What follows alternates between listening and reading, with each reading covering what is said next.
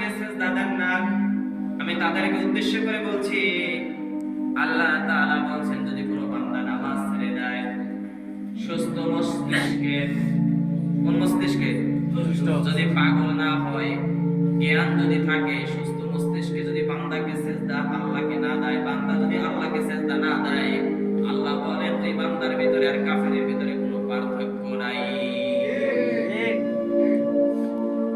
কাফের কারা? কাফের কোনোদিন পাক হয় না, অপবিত্র থাকে, যত কষ্ট সাবান মাখো। কাফের কোনোদিন কি হয় না? পাক হয় না। কত হয় না? কাফের কি হয় না? পাক হয় না। পাক হয় না, যত বড় কষ্ট সাবান মাখো, আর সানসিল্ক শ্যাম্পু দেও আর ডাব শ্যাম্পু দেও আর ফেরান লাভলি যতই নাক বয়ে বসো, কাফের যারা তারা কোনোদিন পবিত্র হয় না, তারা নাপাক। তারা কি? তারা কি? নাপাক। নাপাক। তাহলে আল্লাহ তাআলা বলছেন যারা নামাজ পড়ে না তারা কি করলো?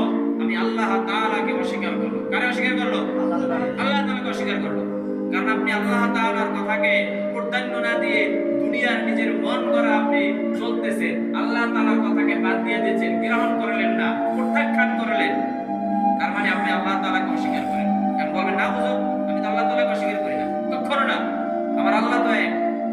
মূল কথা, আপনি নামাজ যদি পড়তেন তাহলে মনে হতো হ্যাঁ ঠিক আছে, কারণ আপনি সিজদা দিবেন তাকে। যখন আল্লাহ তাআলা বলে যখন কোনো বান্দা আমার অনুগত হবে, যখন আমাকে স্বীকার করবে, তখন তার সর্বপ্রথম কাজ হলো আমার কুদরতি পায়ে সিজদা করা। কি দেওয়া বলেন? কি দেওয়া বলেন?